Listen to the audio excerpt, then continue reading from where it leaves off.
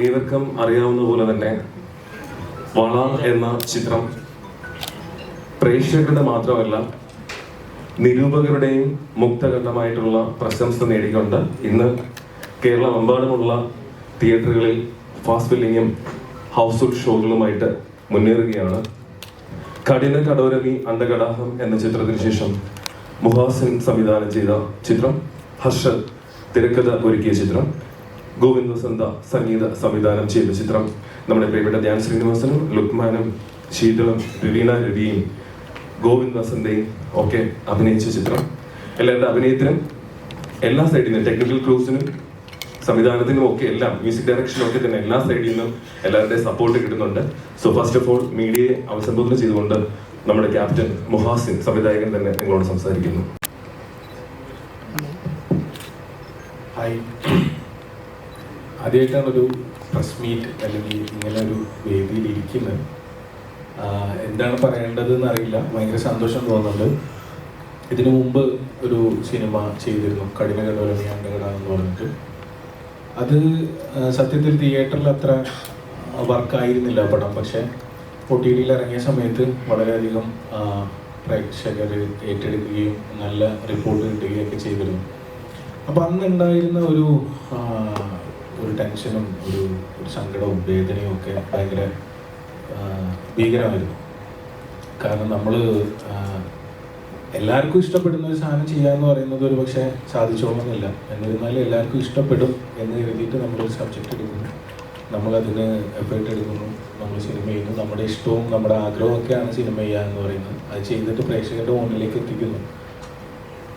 അതിൻ്റെ റിസൾട്ട്, ചില ഡയറക്ടേഴ്സ് റിസൾട്ടിൽ ബോധേടാവാറില്ല. പക്ഷേ എന്നിരുന്നാലും റിസൾട്ട് ഉണ്ടാകുമ്പോൾ, നമുക്ക് അപ്രീസിയേഷൻസ് കിട്ടുമ്പോൾ, നമ്മളെ ആൾക്കാർ അംഗീകരിക്കുമ്പോൾ വീണ്ടും വീണ്ടും വളരാനും മുന്നോട്ട് പോകാനും ഒക്കെ അത് ഭയങ്കരമായിട്ട് സഹായിക്കുമെന്ന് വിശ്വസിക്കുന്ന ആളാണ്.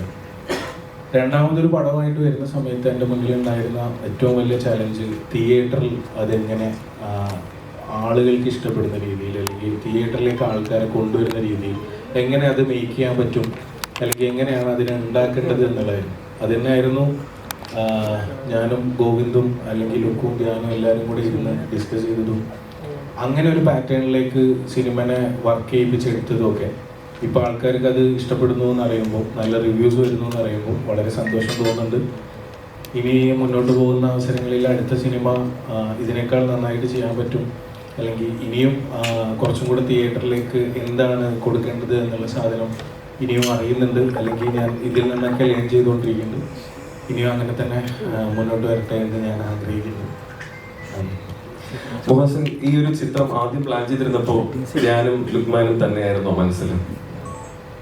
ഇല്ല, ലുക്കും ഉണ്ടായിരുന്നു. പിന്നീട് ഒരുപാട് ഡിസ്കഷൻസിന് ശേഷമാണ് ധ്യാനിലേക്ക് എത്തിയിട്ടുള്ളത്. ഞാൻ പല ഇൻ്റർവ്യൂസിലും പറഞ്ഞിട്ടുണ്ടായിരുന്നു, ധ്യാനിൻ്റെ ഫേസസ് നമ്മൾ എപ്പോൾ കാണുമ്പോഴും ധ്യാൻ എപ്പോഴും ഒരു ക്യൂട്ട് ഫേസ് ഉണ്ട്, നമ്മളെയൊക്കെ കയ്യിലെടുക്കാവുന്ന ഒരു ധ്യാനുണ്ട്. പക്ഷേ അറ്റ് ദ സെയിം ടൈം അയാളുടെ ഉള്ളിൽ ഭയങ്കരമായിട്ടുള്ള ഒരു ക്രൂക്കഡ് ഫേസും ഉണ്ട്. ആ ഫേസ് ആയിരുന്നു എനിക്ക് സത്യത്തിൽ വേണ്ടിയില്ല. അതാ ധ്യാനിലേക്ക് എത്താനുണ്ടായിട്ടുള്ള റീസൺ. കഠിന കടോരമി അണ്ടകടത്തിന് ശേഷം വീണ്ടും ഗോവിന്ദ് വസന്ത, അപ്പം ഇദ്ദേഹം അതിൽ അഭിനയിച്ചിട്ടുണ്ട് നമ്മുടെ ഈ പടത്തില്. എന്താണ് അദ്ദേഹത്തിന് അഭിനയിക്കാനുള്ള ഒരു പ്രചോദനം? ആക്ച്വലി ഗോവിന്ദാണ് എൻ്റെ സോൾമേറ്റ് എന്ന് വേണമെങ്കിൽ എനിക്ക് പറയാൻ പറ്റും. ഇതിൽ കുറേ കാര്യങ്ങളുണ്ട്. അതായത് ഒരു ഡയറക്ടർ എന്നുള്ള അർത്ഥത്തിൽ നമ്മൾ നിൽക്കുമ്പോൾ എഡിറ്റർ ഒരു വലിയ ഫാക്ടറാണ്, മ്യൂസിക് ഡയറക്ടർ ഒരു വലിയ ഫാക്ടറാണ്, ആൻഡ് ക്യാമറമാൻ. ഡയറക്ടറുടെ കണ്ണാണ് യഥാർത്ഥത്തിൽ ക്യാമറമാൻ. സെക്കൻഡ് ഡയറക്ടർ ഓഫ് ഫിലിമാണ് ഞാൻ വിശ്വസിക്കുന്ന പ്രകാരം എഡിറ്റർ. പിന്നെ വരുന്നത് മ്യൂസിക് എപ്പോഴും ലൈഫ് കൊടുക്കുന്ന ഒരു സാധനമാണ്. നമ്മൾ ഉണ്ടാക്കുന്ന ഒരു സംഗതിക്ക്, അല്ലെങ്കിൽ നമ്മൾ മോൾഡ് ചെയ്യുന്ന ഒരു രൂപത്തിന് ലൈഫാണ് യഥാർത്ഥത്തിൽ മ്യൂസിക് എന്ന് ഞാൻ വിശ്വസിക്കുന്നു. അപ്പം എൻ്റെ കഠിന കടോരമി അണ്ടകടാഹം എന്ന് പറഞ്ഞ പടം യഥാർത്ഥത്തിൽ ഗോവിന്ദ് ജീവൻ കൊടുത്തിട്ടുള്ള സിനിമയാണ്. ഗോവിന്ദിൻ്റെ ജീവൻ അതിൽ കൃത്യമായിട്ട് നമുക്ക് ആ സിനിമ കണ്ടവർക്ക് മനസ്സിലാവും. അത്രമാത്രം ഇൻറ്റൻറ്റോട് കൂടിയിട്ടാണ് ഗോവിന്ദ് അത് ചെയ്തു വെച്ചിട്ടുള്ളത്. അത് കഴിഞ്ഞിട്ട് ഇതിലേക്ക് വരുന്ന സമയത്തും എനിക്ക് വേറെ ഓപ്ഷൻസ് ഒന്നും നോക്കേണ്ടി വന്നിട്ടില്ല ഗോവിന്ദ്. കാരണം എപ്പോഴും ഞാൻ ചിന്തിക്കുന്നതും ഗോവിന്ദ് ചിന്തിക്കുന്നതും ഒരേപോലെ ആയി വരാറുണ്ട് പലപ്പോഴും എന്നുള്ളതാണ് ഞങ്ങൾ തമ്മിലുള്ള ഒരു കെമിസ്ട്രി, അല്ലെങ്കിൽ ഒരു ഇൻറ്റിമസി അങ്ങനെയാണ് വർക്കൗട്ട് ആയിട്ടുള്ളത്. ഗോവിന്ദനെ അഭിനയിപ്പിക്കണം എന്നുള്ളത്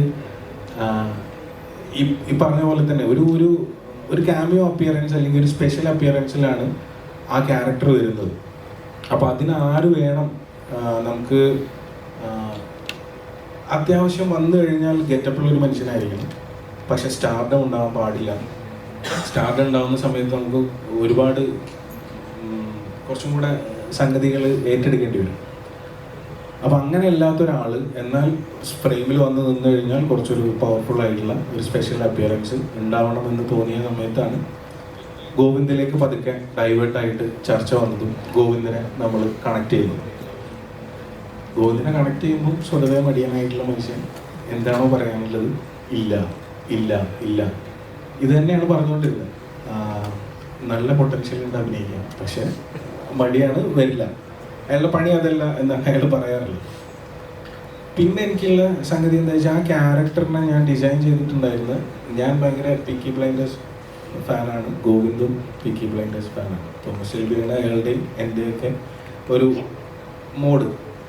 അപ്പോൾ അത് തന്നെയായിരുന്നു ആ ക്യാരക്ടറിൻ്റെ റെഫറൻസ്. അപ്പോൾ ഞാനത് വളരെ നൈസായിട്ട് ഗോവിന്ദൻ്റെ വൈഫ് രഞ്ജുവിനോട് അവതരിപ്പിക്കുകയും ക്യാരക്ടറിൻ്റെ ഡീറ്റെയിൽ ബ്രീഫിങ് കൊടുക്കുകയും ചെയ്തതോട് കൂടിയിട്ട് രഞ്ജു എക്സൈറ്റഡ് ആവുന്നു. അന്ന് രഞ്ജു പ്രഗ്നൻ്റ് ആണ്. അപ്പോൾ അന്ന് രഞ്ജു ഗോവിന്ദൻ്റെ അടുത്ത് പ്രഗ്നൻസി വിഷയമായിട്ടാണ് ഇത് ചെയ്യണം എന്ന് പറഞ്ഞിട്ട്, പിന്നെ ഗോവിന്ദന് വേറെ ഒന്നും ചെയ്യാനില്ല, അയാൾ വരുന്നു, അഭിനയിക്കുന്നു.